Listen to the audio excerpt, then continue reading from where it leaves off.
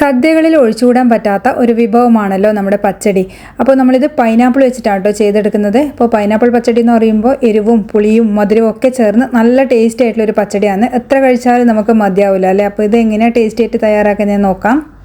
അപ്പോൾ അതിന് വേണ്ടിയിട്ട് ഇതാ ഞാനിവിടെ ഒരു പൈനാപ്പിൾ എടുത്തിട്ടുണ്ട്. അപ്പോൾ ഇത് കടയിൽ നിന്ന് ഇങ്ങനെ കട്ട് ചെയ്ത് വാങ്ങാൻ കിട്ടുക കേട്ടോ. അങ്ങനെ ആകുമ്പോൾ നമുക്ക് വളരെ എളുപ്പത്തിൽ തന്നെ ചെയ്തെടുക്കാൻ പറ്റും. നല്ലപോലെ കഴുകിയതിന് ശേഷം ഇതാ ചെറുതായിട്ട് അരിഞ്ഞ് വെച്ചിട്ടുണ്ട്. ഒരു 3-4 പച്ചമുളക് എടുത്തിട്ടുണ്ട്. ഇനി അതൊരു ചട്ടിയിലേക്ക് ഇട്ടതിന് ശേഷം മഞ്ഞൾപ്പൊടി ചേർത്ത് കൊടുക്കാം. അതുപോലെ തന്നെ ഒരു 1/2 ടീസ്പൂൺ മുളക് പൊടിയും ചേർക്കുന്നുണ്ട്.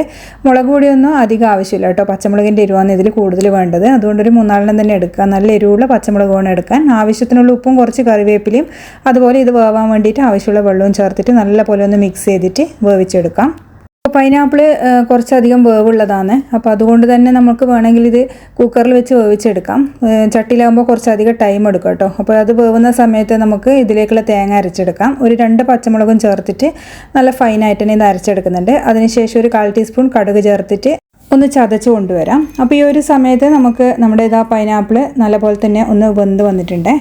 ഇനി ഇത് നല്ലപോലെ തന്നെ ഒന്ന് ഉടച്ചു കൊടുക്കാം. ഉടക്കുമ്പോൾ ഇതിലുള്ള ആ ഒരു സത്തൊക്കെ നല്ലോണം ഇറങ്ങിയിട്ട് നല്ല ടേസ്റ്റ് ആയിരിക്കും.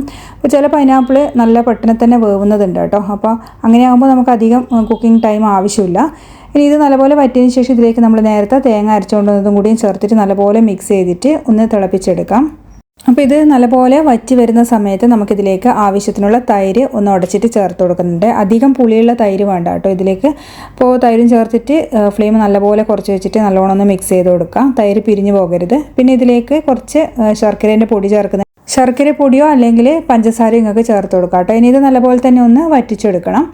പിന്നെ ലാസ്റ്റ് നമ്മളിതിൽ വറവിടുന്നതാണ് ഇതിൻ്റെ ഒരു ടേസ്റ്റ് പച്ചടീൻ്റെ. അപ്പോൾ നല്ലപോലെ വറ്റിയതിന് ശേഷം നമുക്ക് ഫ്ലെയിം ഓഫ് ചെയ്യാം. ഇനിയിപ്പോൾ ചട്ടിയിൽ ഇരുന്നിട്ട് തന്നെ നല്ലപോലെ വറ്റി കിട്ടും കേട്ടോ.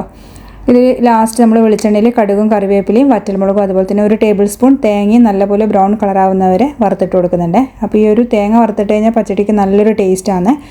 അപ്പോൾ ഇതാ കുറച്ച് സമയം കഴിഞ്ഞപ്പോൾ ഇത് നല്ലപോലെ തന്നെ വറ്റിയിട്ടുണ്ട്. ഇനി നമ്മളത് വേറൊരു പാത്രത്തിലേക്ക് മാറ്റുന്നുണ്ട്. പിന്നെ ചൂടോടുകൂടി തന്നെ അതിലേക്ക് കുറച്ച് മുന്തിരിങ്ങ ചേർത്ത് കൊടുത്തു കഴിഞ്ഞാൽ നല്ല ടേസ്റ്റാണ്. ഈ ഒരു പച്ചടീൻ്റെ കൂടെ മുന്തിരിങ്ങ ഇങ്ങനെ കടിക്കാൻ കിട്ടുമ്പോൾ നല്ല രസമാണ് കേട്ടോ. അപ്പോൾ ഇതുപോലെ ഒന്ന് ട്രൈ ചെയ്ത് നോക്കണേ.